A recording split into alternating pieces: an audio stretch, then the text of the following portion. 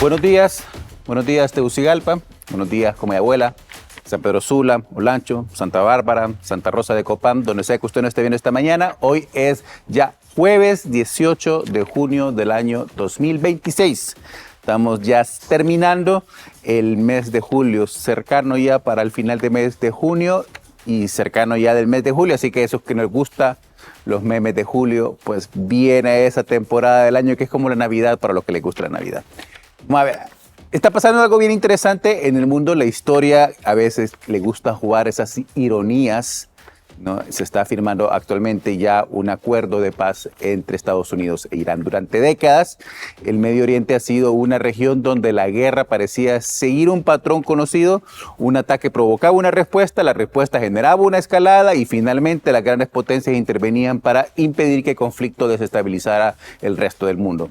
Sin embargo, lo que estamos presenciando ahorita en el mundo parece estar dentro de otra lógica.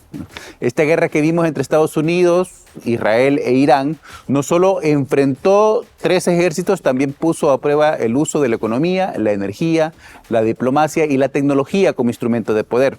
Hoy queda claro que la capacidad de un Estado para impedir que los mercados internacionales o alterar las cadenas de suministros puede resultar tan decisiva como su poder militar. Bueno, que eso ya lo sabíamos siempre, ¿no? El conflicto también dejó una conclusión importante. Ningún actor actualmente parece estar en condiciones de imponer por sí solo las reglas del nuevo escenario. Estados Unidos continúa siendo la principal potencia militar, pero enfrenta límites políticos y económicos cada vez más evidentes. Israel mantiene una enorme capacidad de defensa, aunque depende de complejos equilibrios diplomáticos. Irán, pese a años de sanciones, sigue siendo un actor con influencia regional, mientras países como Arabia Saudita, Qatar, Emiratos Árabes, Turquía, Rusia y China buscan ampliar su protagonismo en un momento de reconfiguración geopolítica. Comprender este momento exige ir más allá de los titulares, más allá de lo que estamos viendo. La discusión ya no consiste únicamente en determinar quién obtuvo una ventaja militar, sino en entender qué equilibrio de poder está emergiendo actualmente y cómo podría esto transformar las políticas internacionales durante los próximos años. Para analizar este escenario nos acompaña el día de hoy el general en condiciones de retiro, Isaías Barahona, cuya experiencia como embajador, como jefe del ejército y embajador también de Honduras en Israel, nos permitirá comprender no solo lo que deja esta guerra, sino los desafíos que plantea para el futuro del Medio Oriente y del sistema internacional. Así que los invitamos a que se queden ahora en el programa de Más Conscientes para poder hablar sobre este acuerdo de paz. ¿Termina realmente la guerra o qué es lo que abre a partir de este momento? Vámonos a más contexto y ya regresamos.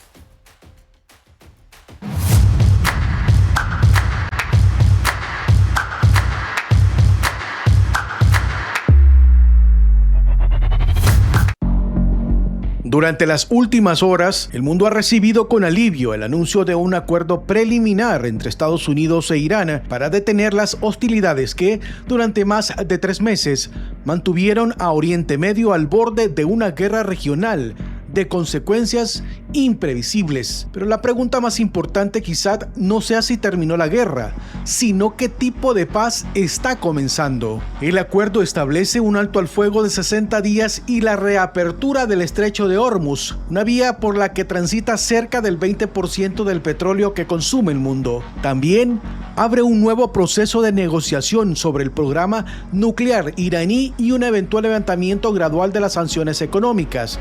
Sin embargo, los asuntos que provocaron el conflicto siguen prácticamente intactos. Todavía no existe un consenso sobre el futuro del uranio enriquecido de Irán, tampoco sobre su programa de misiles, ni sobre el respaldo que Teherán mantiene hacia grupos como Hezbollah en el Líbano, los Hutis en Yemen y otras milicias que forman parte de su estrategia de influencia regional. Del otro lado, Israel mantiene su presencia militar en el sur del Líbano y ha dejado claro que continuará actuando contra cualquier amenaza que considere directa para su seguridad. Lo que emerge de este acuerdo es un escenario mucho más complejo que un simple cese al fuego. Washington parece haber concluido que prolongar la guerra podía generar costos económicos y políticos demasiado altos, especialmente después del impacto que tuvo el cierre del estrecho de Hormuz sobre los mercados energéticos internacionales. Irán, por su parte, interpreta haber demostrado que conserva capacidad para influir en la estabilidad regional y regresar a la mesa de negociación sin haber cedido en los elementos centrales de su estrategia de seguridad. Mientras tanto, los países árabes del Golfo observan el nuevo escenario con prudencia. Mantienen profundas diferencias con Irán, pero también entienden que el futuro de la región dependerá menos de las victorias militares y más de la capacidad de construir un equilibrio político que evite una nueva escalada. Lo que ocurra durante los próximos 60 días no solo definirá el rumbo de Oriente Medio, también tendrá consecuencias sobre la economía global, la política internacional y la forma en que las grandes potencias enfrentarán los conflictos del futuro.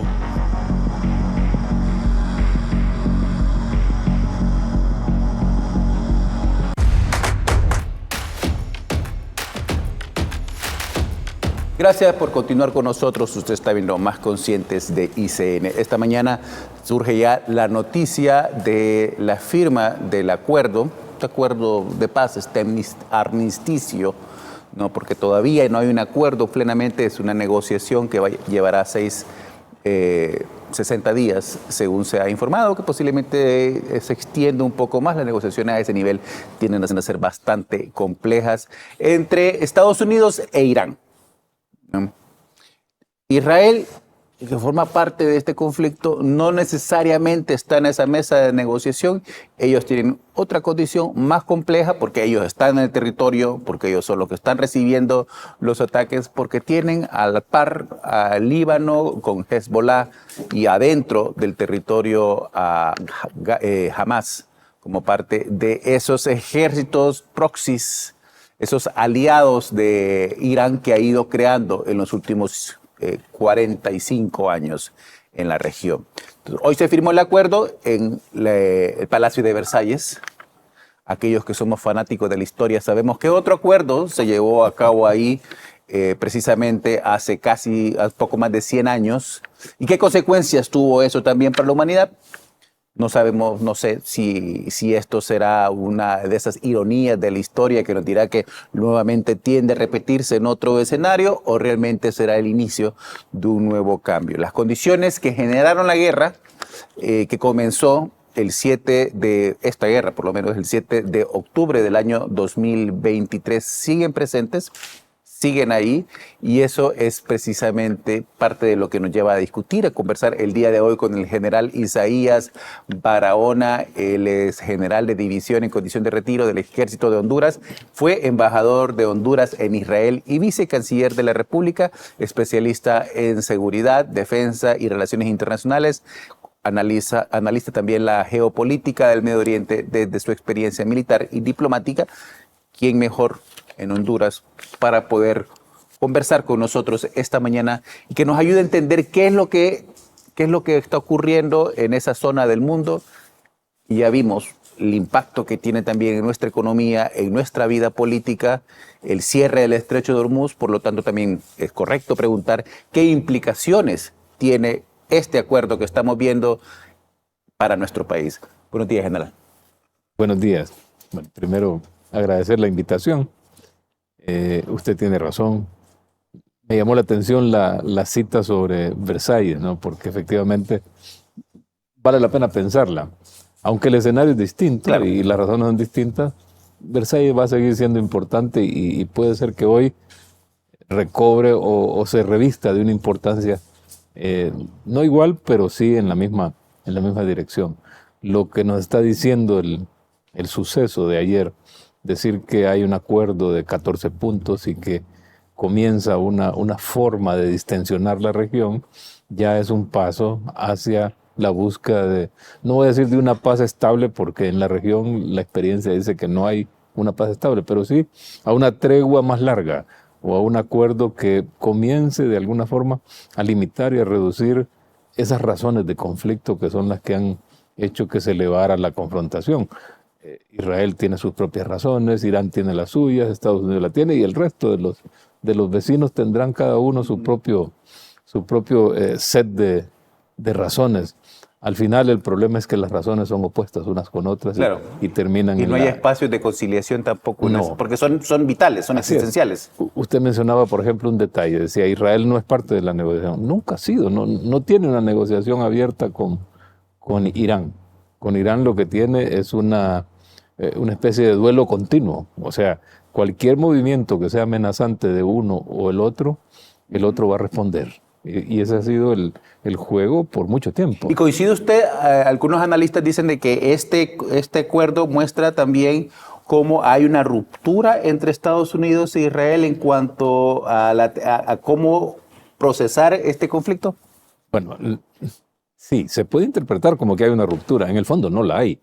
O sea, la relación Israel con Estados Unidos es mucho más profunda, mucho más estrecha y mucho más estratégica además. O sea, para Israel o para Estados Unidos, mantener una buena relación desde el punto de vista militar y de seguridad regional es vital igualmente.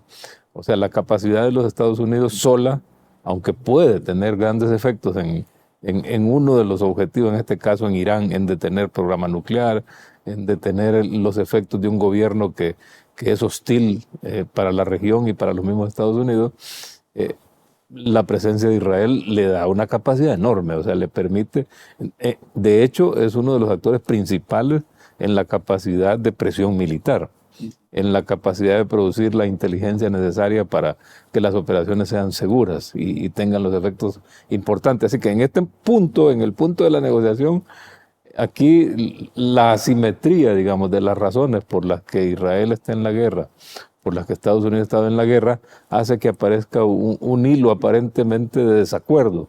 Y lo ha dicho el presidente Trump. O sea, si Israel dispara, dice, o el hecho de que Israel mantenga un ataque continuo contra Hezbollah en Líbano y el tema de Gaza, se convierten en disparadores de una reacción iraní. Al final es un uso iraní de la situación, sí, más que de Israel. Israel va a defenderse de cualquier manera frente a cualquier amenaza que amenace a su población, ya venga de Siria, ya venga de Irak, ya venga de todas las milicias pro-iraníes en Siria, en Irak, o Hezbollah, o de Hamas en Gaza.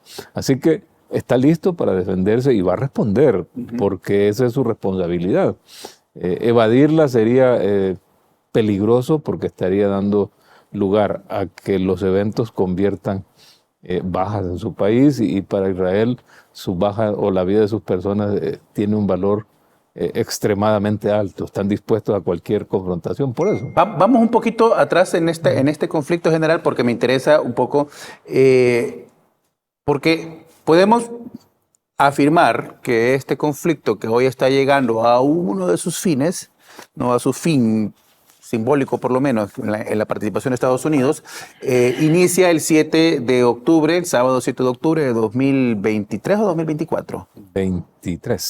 2023, cuando el ataque de los militantes de Hamas causó la vida de más de 1,000 personas en Israel, un ataque terrorista lamentable y de proporciones también devastadoras para la historia del pueblo israelí. Pero el conflicto realmente va un poco más atrás, esa intervención de Hamas se hizo para obstaculizar la entrada de los acuerdos de Abraham. Sí. ¿No? ¿Por qué? Fue una reacción a eso.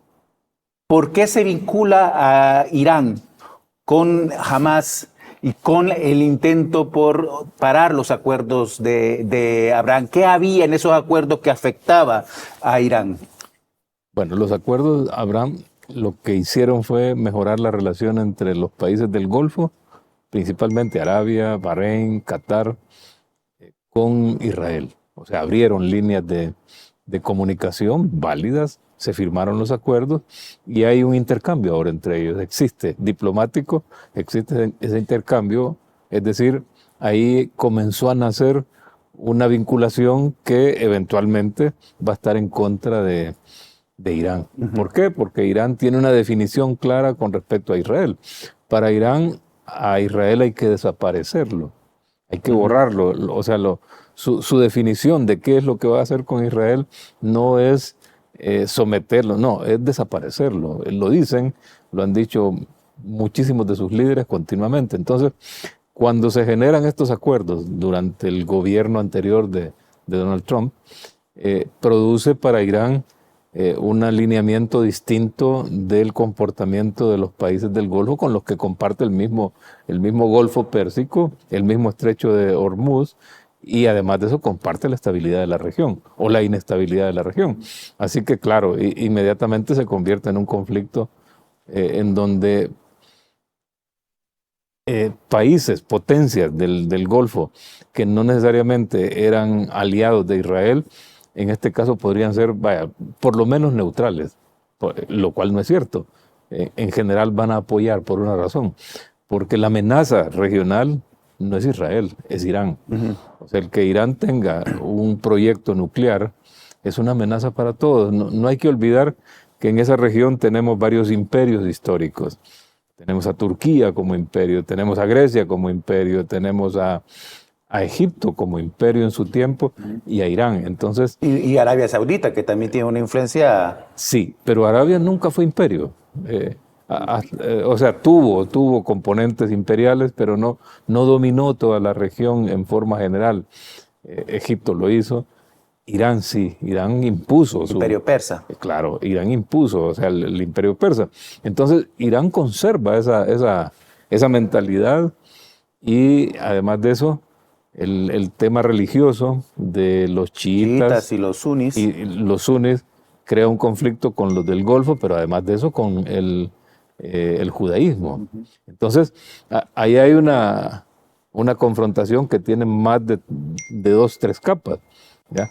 La económica por un lado, la militar por otro lado, la histórica y el tema religioso. Entonces, eso genera un ambiente complejo. Así que esta guerra, lo que comenzó, digamos, activamente el 7 de octubre, no necesariamente proviene de algo que fue ahí el 7 de octubre. No, ¿Quiénes participaron en esta guerra? ¿Quiénes son realmente los actores que formaban parte de esta guerra? O que se está firmando Estados Unidos e Irán, pero ¿quiénes participaron realmente? Activos, o sea, los que tenían la iniciativa, digamos, era Estados Unidos, Israel e Irán.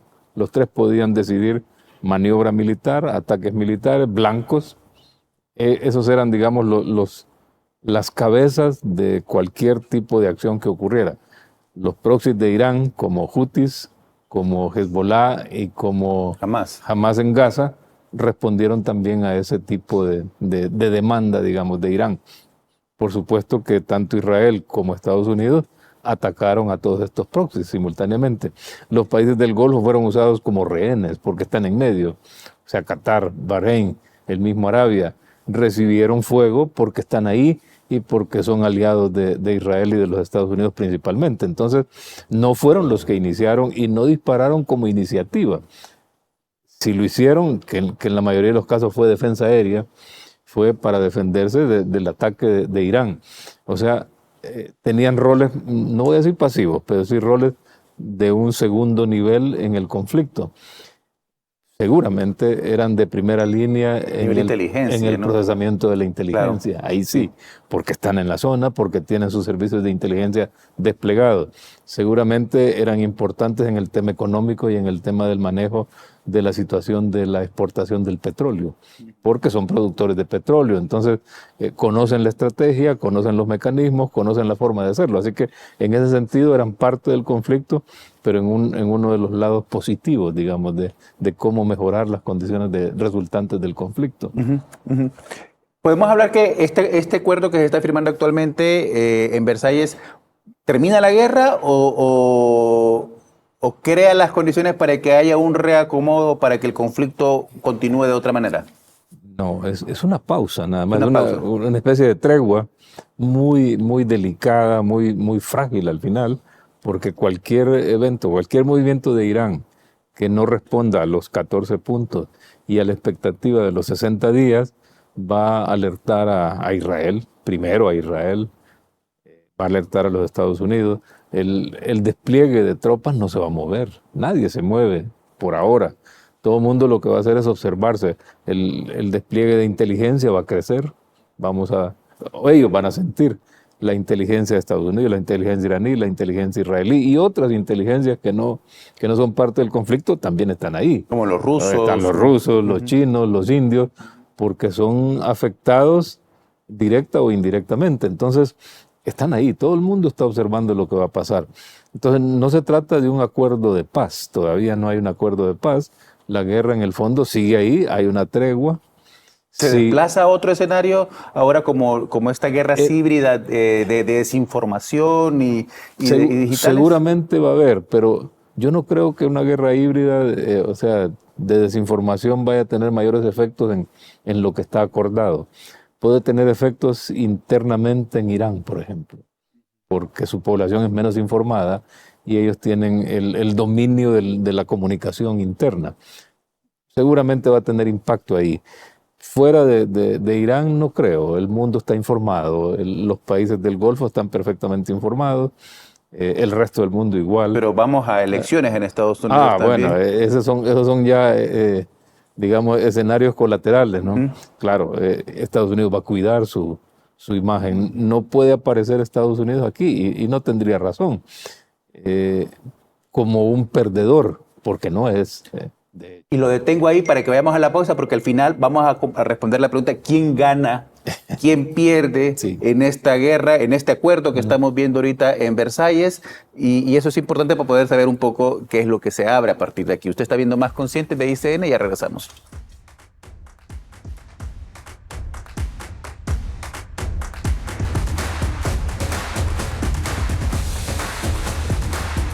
Gracias por estar con nosotros. Usted está viendo Más Conscientes de ICN. Esta mañana tenemos en el estudio al general en condición de retiro, el general Isaías Barahona, ex embajador de Honduras en Israel, con quien estamos conversando sobre este acuerdo, armisticio, tratado de paz.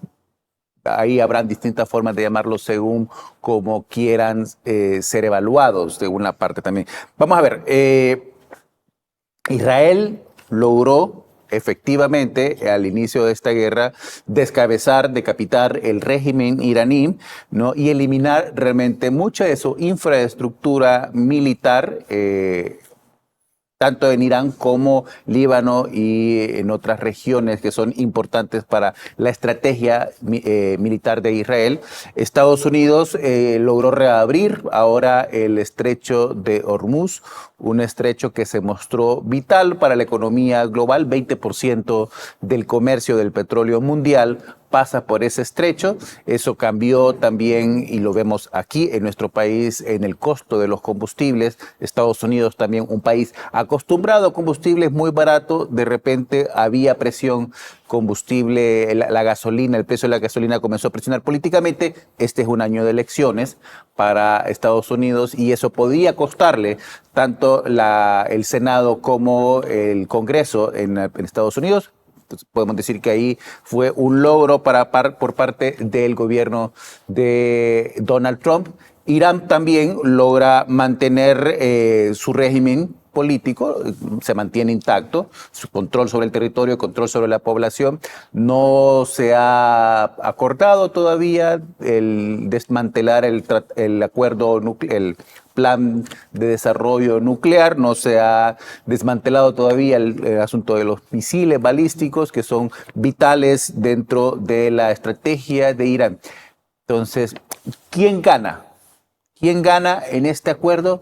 General, ¿podemos hablar de ganar una guerra de este tipo o lo único que hablamos un poco es ese reacomodo de piezas que viene después de una sacudida como estos 3 meses?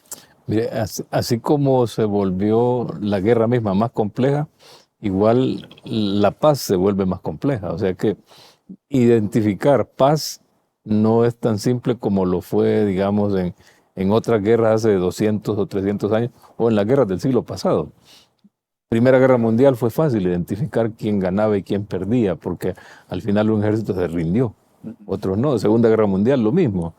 En Vietnam la cosa fue distinta, ¿no? El aceptar que Estados Unidos había ganado la gran cantidad, la mayoría de las batallas en el terreno. Y sin embargo perdió la guerra. Pero al final la guerra políticamente no se había ganado porque terminó ocurriendo lo que Estados Unidos había pretendido que no pasara. En este momento... Y la guerra de Corea también es una guerra igual, que todavía sigue abierta. Que todavía formalmente. sigue abierta. Entonces, hablamos de cómo definimos si estamos en paz o no. Al final hay que entender cómo se define la guerra. La guerra es la confrontación de dos voluntades. Ese es el principio de pensamiento de Clausewitz, que dice, la guerra es la confrontación de dos voluntades, de un pueblo frente a otro. Aquí la pregunta entonces es, ¿hasta dónde la confrontación que vimos en estos últimos meses llevó a los objetivos de quienes la emprendieron o de quienes estaban participando? ¿Cuál era el objetivo de Irán? En este caso era defenderse y cuidar su proyecto nuclear y mantener su gobierno. Esos eran los objetivos más visibles. El de Israel era reducir la capacidad nuclear, eliminarla en la medida de lo posible y al mismo tiempo eliminar la acción de los proxies iraníes que lo atacan continuamente. Y para Estados Unidos sumarse al mismo esfuerzo de Israel, pero buscaba además, porque en alguna forma lo expresaron, hacer que el régimen interno de Irán cayera. Resulta que no cayó todavía. Desde el punto de vista militar, el mayor daño, no tengo duda, lo ha recibido Irán. Sí. No hay duda. O sea, sus capacidades de defensa aérea fueron casi anuladas, sus capacidades de defensa de su territorio fueron minimizadas y los ataques fueron profundos, llegaron hasta la profundidad incluso de la tierra donde ellos, estaban ellos tienen sus plantas de producción nuclear. Uh-huh. O sea, el daño producido desde el punto de vista de material militar y estratégico es enorme para Irán.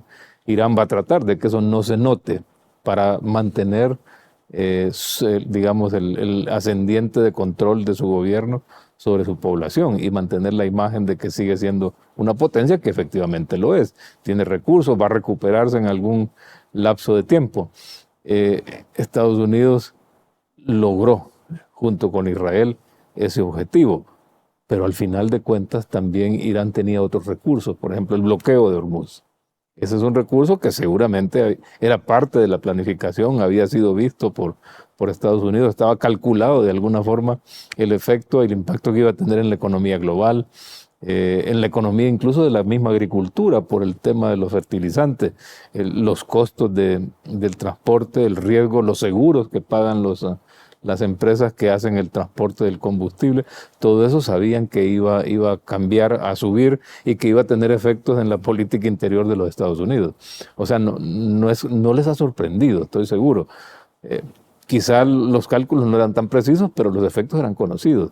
Así que hoy lo que vemos es un acuerdo que baja la tensión, es una tregua que abre una puerta de negociación sobre todo, porque todavía no está negociado la forma en que va a quedar, digamos, en el largo plazo.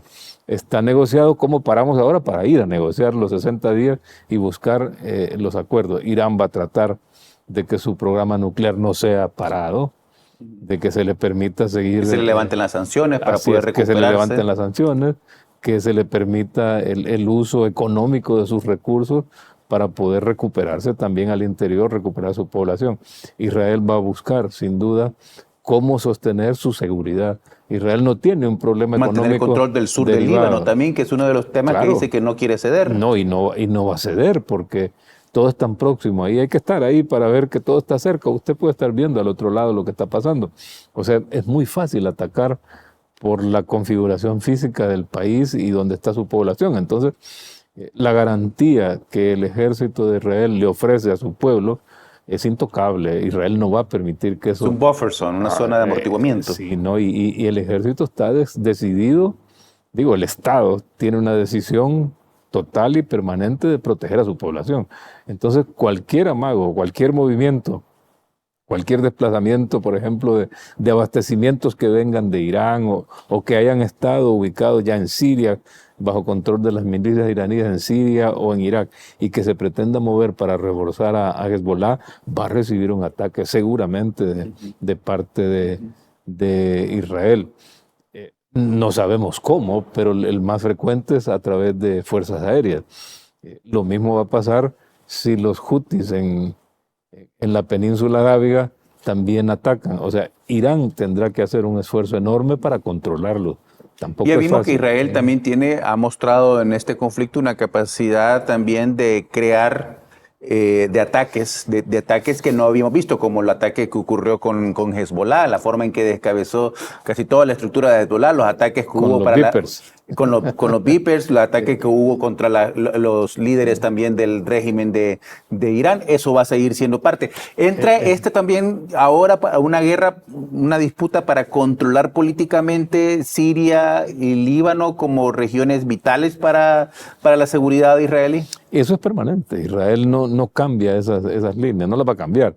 Israel también va a ir pronto a procesos de elecciones. También. Es parte de su dinámica política. Así que también sus líderes o los que se propongan como líderes futuros van a estar atentos a lo que va a pasar. Va a haber un respaldo político a las acciones que haga Israel frente a las amenazas. Es decir, que el proceso es similar al de los Estados Unidos, solo que en la dimensión interna de Israel, que está en la zona de conflicto. Y que recordemos que antes del inicio del conflicto del 7 de octubre, Netanyahu estaba pasando por unos procesos legales bien complejos también. En esos próximos días iba a ser enjuiciado. Entonces, hoy ha pasado todo este tiempo, ha habido una guerra, habrá que valorar cómo el pueblo israelí ha valorado, valga la redundancia, los efectos de las acciones de Israel y de su liderazgo político y militar. Eso lo veremos en las elecciones, en primer lugar. Pasa lo mismo en Estados Unidos. Los estadounidenses van a valorar las decisiones de su gobierno, las decisiones de sus militares, que están conectadas, y de ahí va a deducirse lo que veremos en las próximas elecciones. Así que ambos países, Estados Unidos e Israel, van a ser sumamente cuidadosos en que su pueblo reciba de sus acciones militares y políticas la mayor satisfacción, de manera que eso se refleje en las papeletas. Se refleje en la votación, en las elecciones. Y eso habrá que observarlo. No podemos decir hoy cuál va a ser el resultado. De lo que se firmó ayer, seguramente ya hay una satisfacción en Estados Unidos, pero no necesariamente en Israel. En Israel puede haber una preocupación. ¿Cómo se está leyendo este escenario para Israel? ¿Qué alertas trae para Israel este panorama?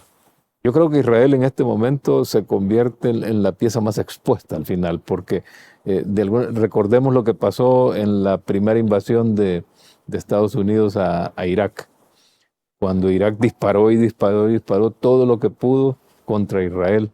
Israel nunca respondió. O sea, Israel tuvo la fuerza de soportar el sacrificio del fuego de Irak sin responderle, porque de haberlo hecho hubiese roto las coaliciones políticas que respaldaban la guerra con la que se había entrado en Irak.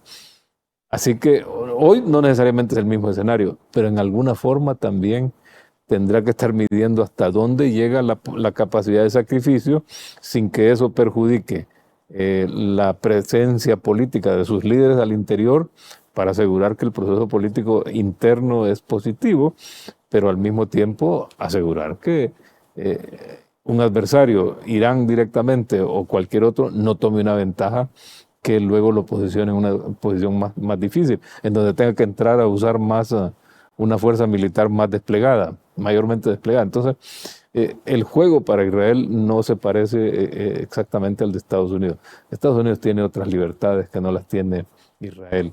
Así que vamos a ver esos comportamientos. Y la conexión con la política es inevitable, no la puede evitar ni Estados Unidos ni Israel.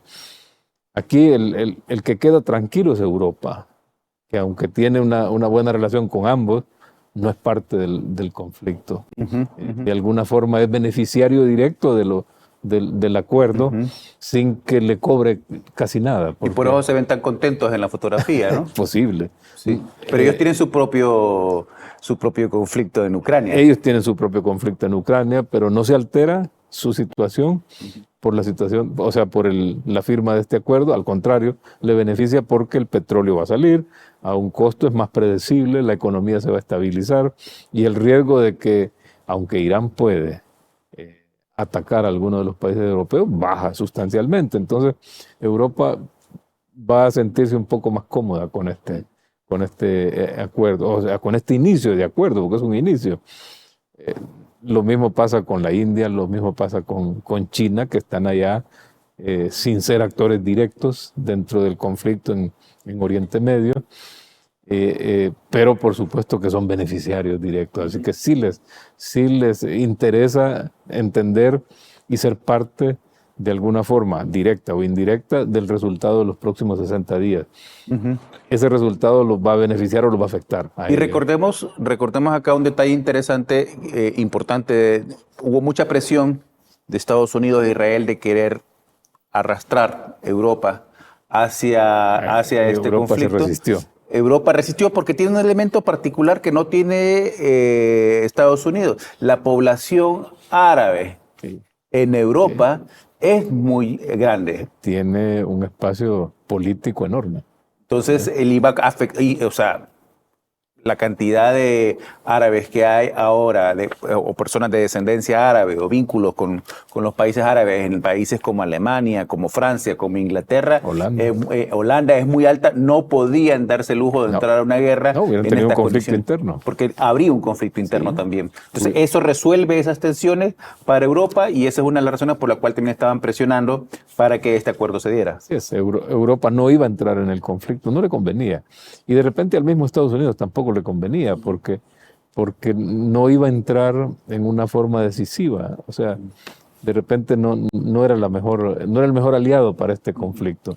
Vamos a ir a una pausa. Al regresar vamos a conversar un poco cómo queda la relación de Estados Unidos-Israel luego de este conflicto, luego de este acuerdo, y bueno, vamos a ver qué sigue a partir de aquí. Tú estás viendo Más Conscientes de ICN esta mañana con el general Isaías Barahona, conversando sobre el acuerdo de paz entre Estados Unidos e Irán e Israel, ahí como viendo el panorama un poquito así como el meme de Juan Gabriel, así como pues, ya regresamos.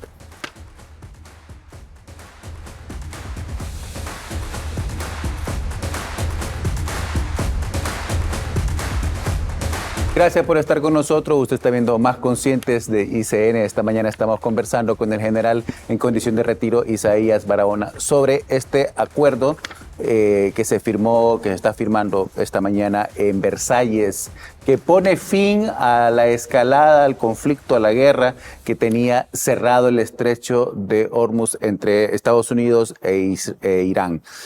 Israel es uno de los puntos más delicados dentro de este conflicto. Diversos análisis sostienen que la relación entre Israel y Estados Unidos se pone a prueba, no solamente durante la guerra, sino a partir de este momento también Estados Unidos priorizó estabilizar el mercado energético, ¿no? El petróleo por sobre la posibilidad de una escalada regional,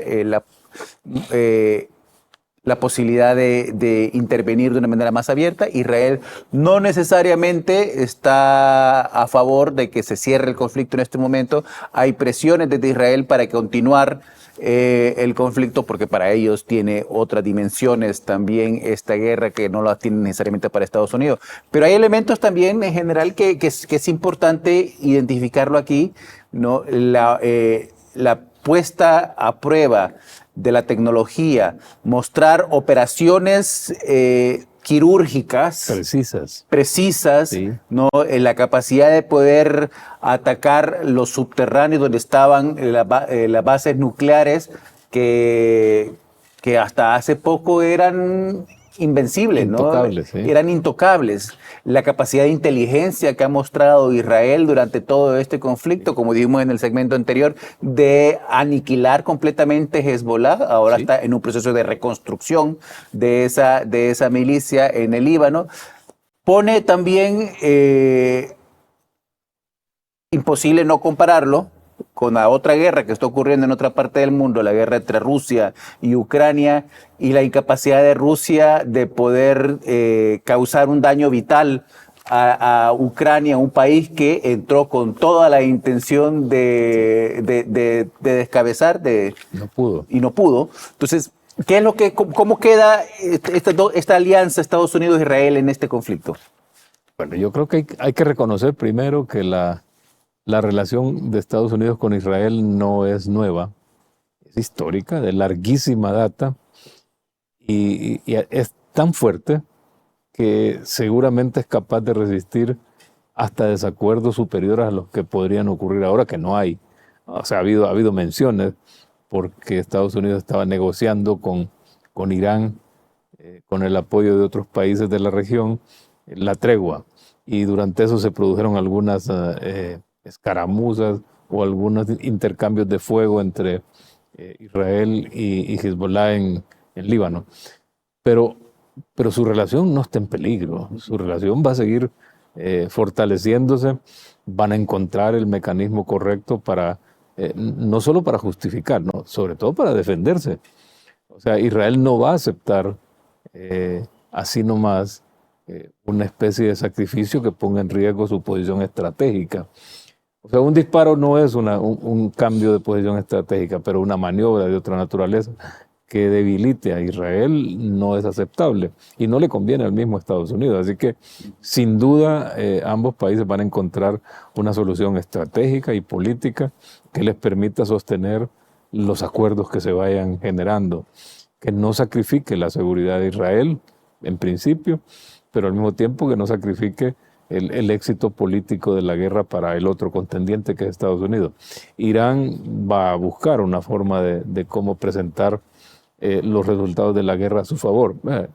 En el fondo es legítimo que cada contendiente busque la mejor forma de presentación, tanto internacionalmente como hacia el interior de su país, por razones de gobernanza interna.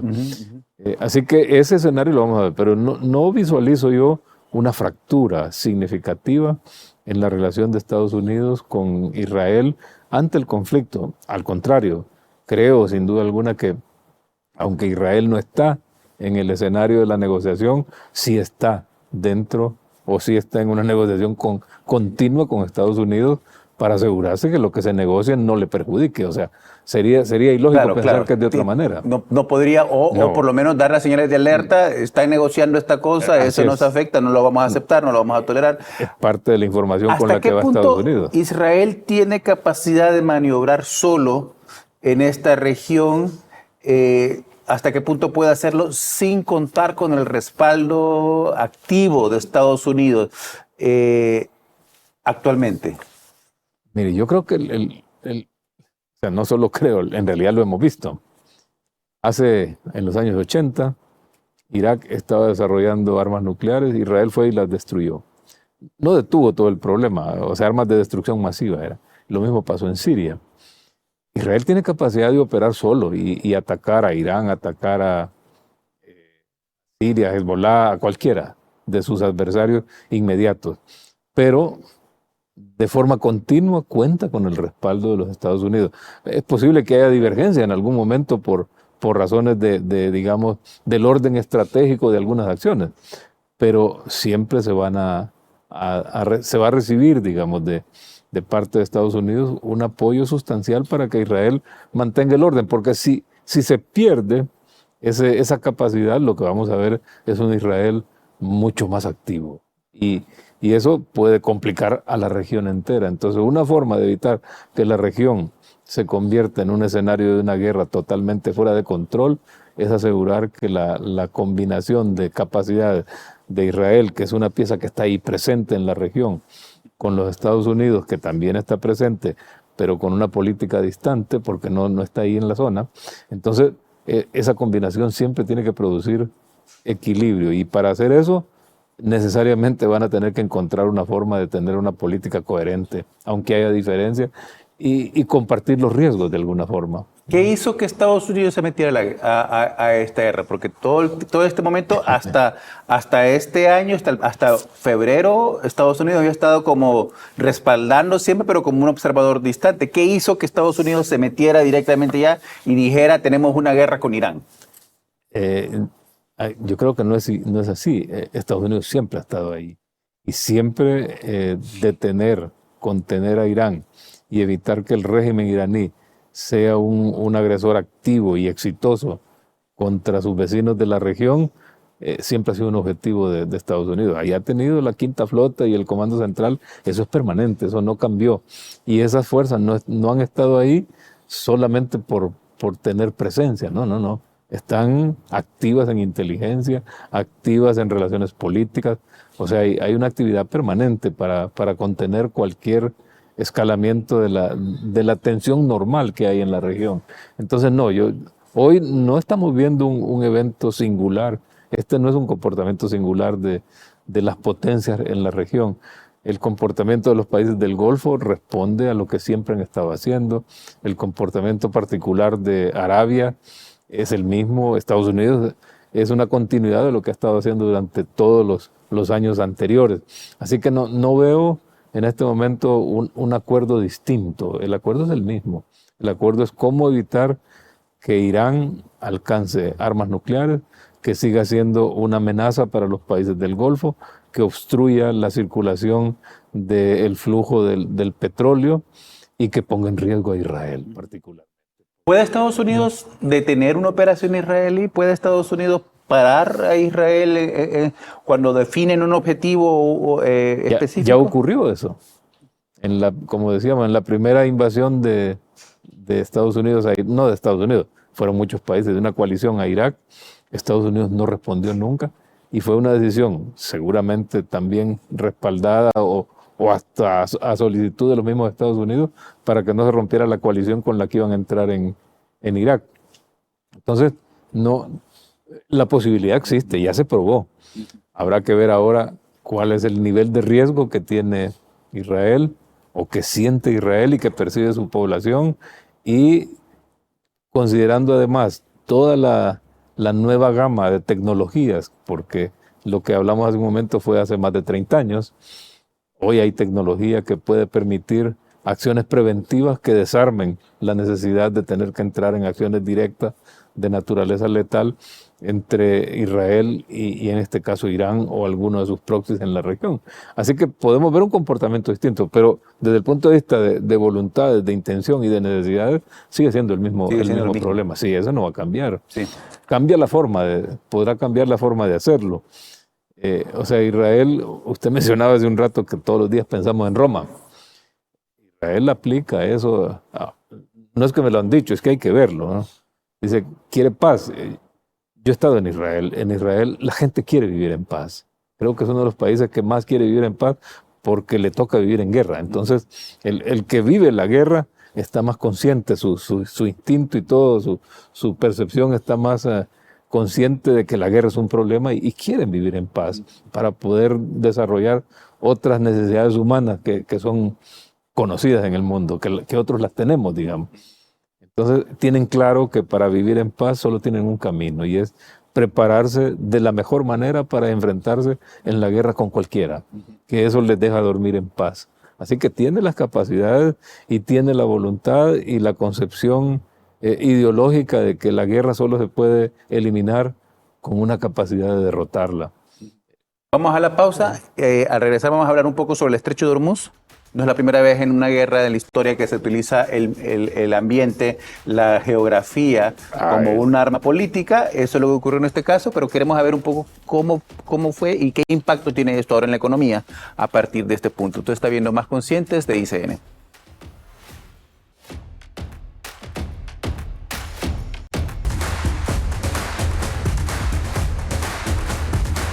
Gracias por estar viendo Más Conscientes de ICN. Esta mañana estamos hablando con el general en condición de retiro, Isaías Barahona, sobre este tratado de paz, inicio de tratado de paz que se está firmando actualmente en Versalles entre el gobierno de Estados Unidos, presidido por Donald Trump, y el gobierno de los ayatolás en Irán. Israel y su compleja situación en Oriente Medio es vital también para entender qué es lo que está ocurriendo acá. No es la primera vez que se utiliza un recurso como el estrecho de Hormuz en la historia militar, ¿no? El uso de ese canal importante para el 20% del tráfico mundial de petróleo, eso lo tenían que haber visto, tenían que haber sido parte de la ecuación tanto de Estados Unidos como de Irán. ¿Por qué es tan importante este estrecho de Hormuz? Bueno, por ahí pasa el 20% del abastecimiento de petróleo del mundo, pero principalmente casi el 80% o más de lo que llega a China, a la India y a gran parte de Europa. Entonces, eso es un cuello ahí, una presión sobre ese punto ponen alerta a la mitad del mundo, a más de la mitad del mundo, y eso indudablemente afecta las condiciones para un conflicto, afecta, digamos, el respaldo político que puede recibir un conflicto desde el punto de vista global, más allá de la política natural de los humanos, como dicen las Naciones Unidas, para evitar la guerra. Más allá de eso, el efecto en países como China, por ejemplo, o como la India, que su supervivencia natural y su desarrollo está ligado a ese petróleo, va a tener una reacción política contra el conflicto y contra quienes lo provocan, que hará que actúen de alguna forma, no necesariamente directa, interviniendo en la guerra, a menos que existencialmente tengan una amenaza mayor, tendrían que intervenir, pero en este caso no es, en este caso el impacto es de naturaleza económica principalmente y político. Entonces, por supuesto que habrá una reacción, pero es utilizado por quien tiene digamos, la posibilidad de usarlo, que es Irán. Irán es el que se siente de alguna forma en el conflicto y dice, bueno, militarmente ya no tengo mayor respuesta, así que recurre al bloqueo del estrecho. ¿Fue una acción desesperada de Irán? ¿Por qué no lo usaron desde el principio? No creo que desesperada, yo creo que estaba dentro de su plan y había un momento para usarlo. De repente usarlo desde el principio era crearse enemigos innecesarios. Cuando ya el conflicto está desarrollando, está ya en una etapa madura del conflicto, por decirlo así, donde las operaciones son casi día tras día, disparo, fuego, movimiento, ataque. Entonces Irán decide que necesita bloquear, porque con eso le impone a Estados Unidos un castigo político, porque el que llegó a la zona es Estados Unidos. Irán está ahí, en su espacio natural. Israel está en su espacio natural, pero no tiene la opción de bloquear o no bloquear el estrecho. Entonces, el bloqueo o la amenaza que hace Irán sobre el tránsito obliga a Estados Unidos a ser parte del bloqueo al final, porque termina siendo Estados Unidos el que bloquea la movilidad de prácticamente de todo lo que circulaba, pero sobre todo por el riesgo, ¿ya? Por el riesgo y para evitar que por esa vía se produjeran también mayor sacrificio a los que no son parte del conflicto, porque iba a tener efectos políticos. Y para estrangular económicamente también al mismo a Irán, tiempo, ¿no? sí, porque ahí está digamos, Irán recibiendo recursos por la venta del mismo petróleo. Entonces, se produce el bloqueo aísla a Irán, pero al mismo tiempo le abre una puerta al mismo Irán para comenzar a presionar a los países del Golfo que también usan el estrecho para sus negocios de petróleo. Entonces, el impacto es indirecto porque va por la vía económica y por la vía política. Por supuesto que era muy difícil que por ahí circularan armamentos y otros, pero el control militar del estrecho le permitió a Irán imponer condiciones. Podemos pensar en escenarios en los cuales uno escala nuevamente el conflicto y se vuelve a utilizar este recurso, o una vez que ya se devela este tipo de recurso ya se vuelve más difícil utilizarlo en posteriores conflictos. No, yo creo que no va a ser difícil, yo creo que la lógica sigue siendo la misma. Aquí habrá que observar cuál va a ser la secuencia de la apertura del paso libre, no libre, digamos, el paso ordenado por el estrecho. Hay acuerdos, pero el acuerdo per se no cambia la situación en el terreno. Irán tendrá que tomar decisiones sobre minado, desminar, sobre si dispara o no, asegurar, garantizar que no va a haber fuego contra las embarcaciones que van a circular. Estados Unidos al mismo tiempo, la vigilancia sobre que Irán no ataque, la vigilancia sobre que las embarcaciones que circulan lo hagan de forma ordenada y segura, incluyendo las propias que van a moverse en el estrecho y en el Golfo Pérsico. Entonces, aquí va a haber una secuencia de hechos que van a ir estabilizando la confianza de que las partes van a respetar el acuerdo de la apertura del estrecho para que circule lo que tiene que circular, sin que eso le dé a ninguno la oportunidad de escalar, digamos, y de ganar una posición ventajosa frente al otro para incidir en los 60 días de negociación o o en los objetivos que van a buscar en los 60 días. Todavía no hay nada en concreto. O sea, lo que hay es un acuerdo de voluntades que lo vamos a ver cuando comience la acción de desmantelamiento. Algunos fantasiosos que hablan, pues si vemos la geografía, vemos cómo ese cuerno llega y crea el estrecho entre los dos continentes, y algunos que hablaban de abrir un canal en Omán, ¿no? Para poder quitarle importancia al estrecho. ¿Es realista eso o es parte de esas teorías que surgen en el internet que realmente no tienen ninguna base sólida que diga que se puede hacer? No estoy seguro. Habría que hacer un estudio del terreno, ver distancias, ver los perfiles del suelo para ver si es práctico hacer un corte, porque pero igual un corte no resolvería el problema, no, porque todo está tan cerca ahí que Irán puede abrir fuego de hecho lo hizo, sobre los países del Golfo, sobre Arabia, sobre Qatar, Bahrein. O sea, ninguno está protegido. La forma de protegerse es con defensas aéreas. No hay una protección natural por distancia o por bloqueos masivos de montañas o algo parecido que dificulte una acción. Entonces, no estoy seguro. Y para nosotros aquí, a nivel nacional de Honduras, a nivel de país, el precio del petróleo se nos fue a 145, 150, aunque nuestro petróleo no viene necesariamente de esa región del mundo, pero nos afecta. ¿Qué lecciones nos deja entender que esos conflictos allá tienen impacto aquí en nuestro país como para poder cambiar nuestra forma de usar los recursos? La dependencia del petróleo es global, porque el mercado es uno solo, y aunque la referencia nuestra es del West Texas aquí, allá trabajan con el de Gran Bretaña. Cambiaron.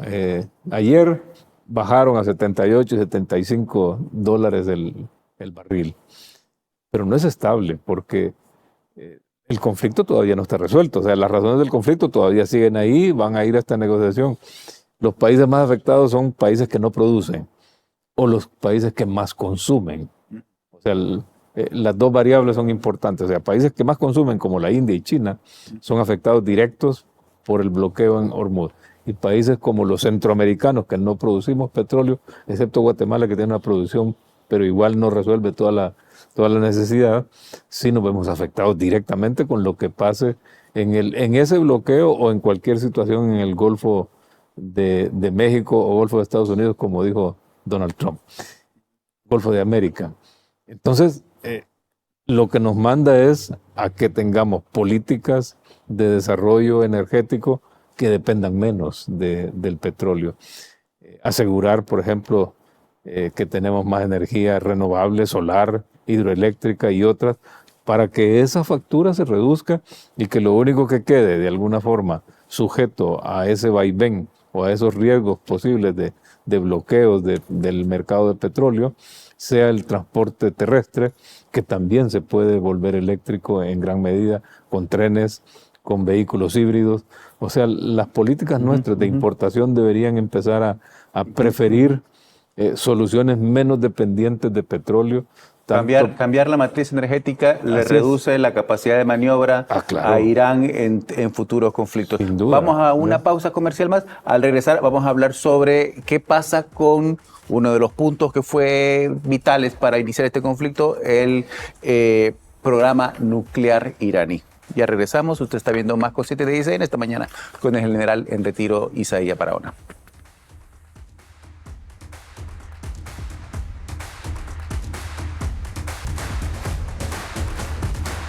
Gracias por estar con nosotros. Usted está viendo Más Conscientes de ICN. Esta mañana tenemos en el estudio al general Isaías Barahona, ex embajador de Honduras en Israel, un conocedor de la región, de los intereses que hay también en esa región.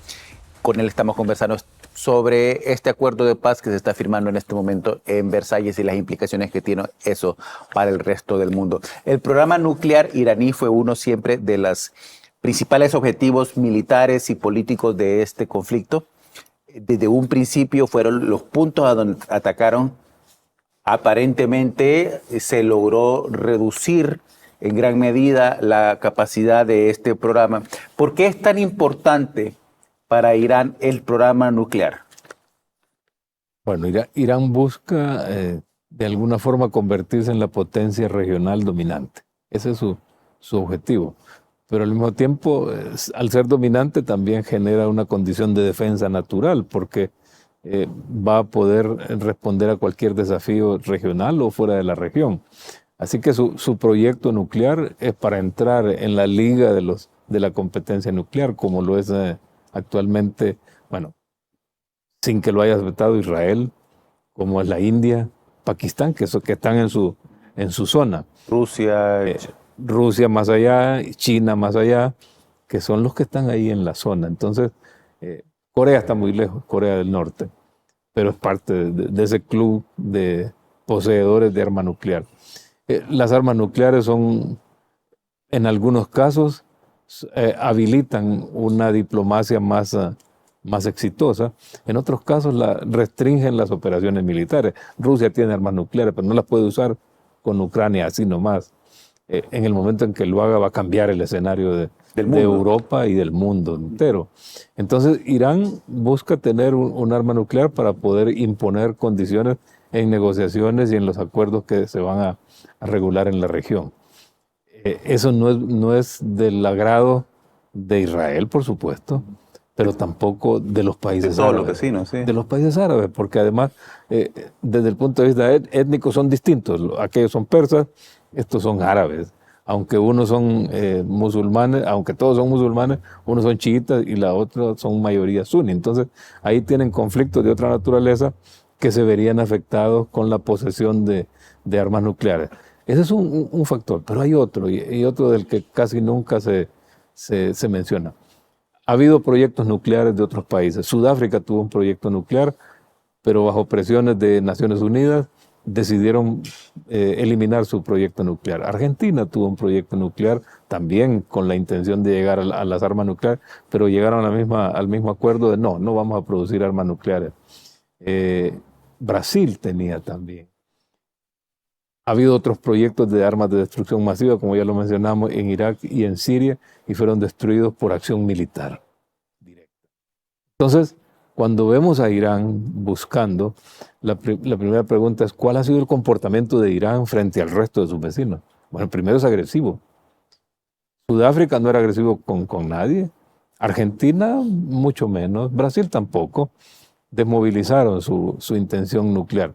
La pregunta es, Corea, ¿cómo se comporta? Irán va a hacer otro comportamiento similar. Corea le dispara regularmente misiles de Corea del Norte a Japón. Caen en el mar. Pero muestra la capacidad. Pero es una amenaza permanente. Claro. En cualquier momento puede cambiar la situación. La pregunta es si Irán se comportaría como cualquiera de las otras potencias que son muy responsables de que teniendo armas nucleares van a digamos, desistir del uso militar y dejarla solamente en el uso meramente político, diplomático para evitar los conflictos. No hay seguridad, porque Irán tiene una declaración que dice vamos a destruir a Israel, sí, cueste no es lo que cueste. Entonces ahí hay una razón como inevitable para decir no podemos permitir que Irán tenga armas nucleares. Y esa es la posición de Israel y es la posición de los Estados Unidos.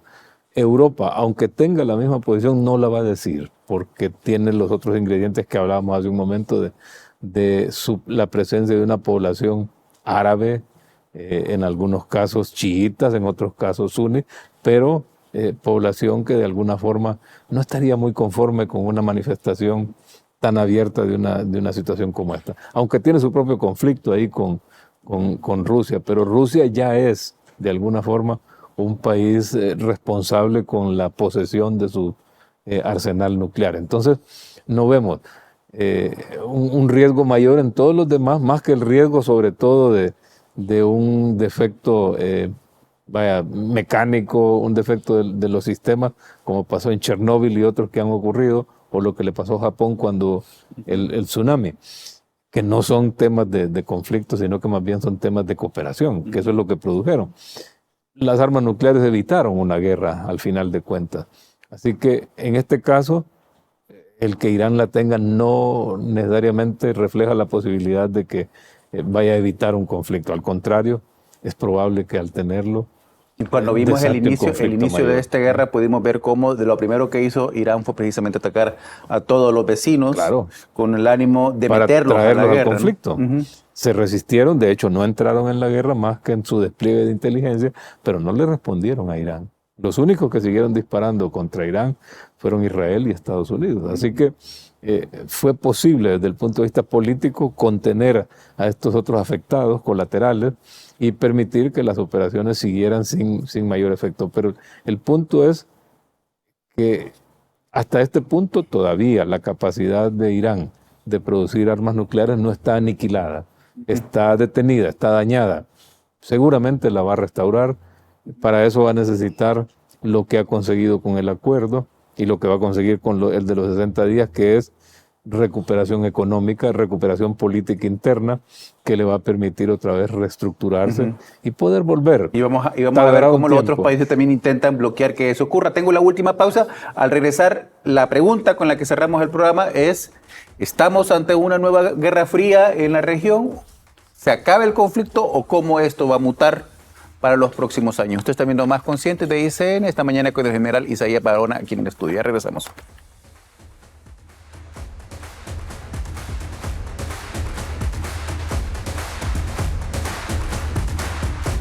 Gracias por estar con nosotros. Usted está viendo Más Conscientes de ICN. Esta mañana conversando con el general en condición de retiro, Isaías Barahona. General, se nos acabó el tiempo ya. En 30 segundos, ¿cómo esta guerra va a mutar? ¿A qué tenemos que prestarle atención en los próximos años?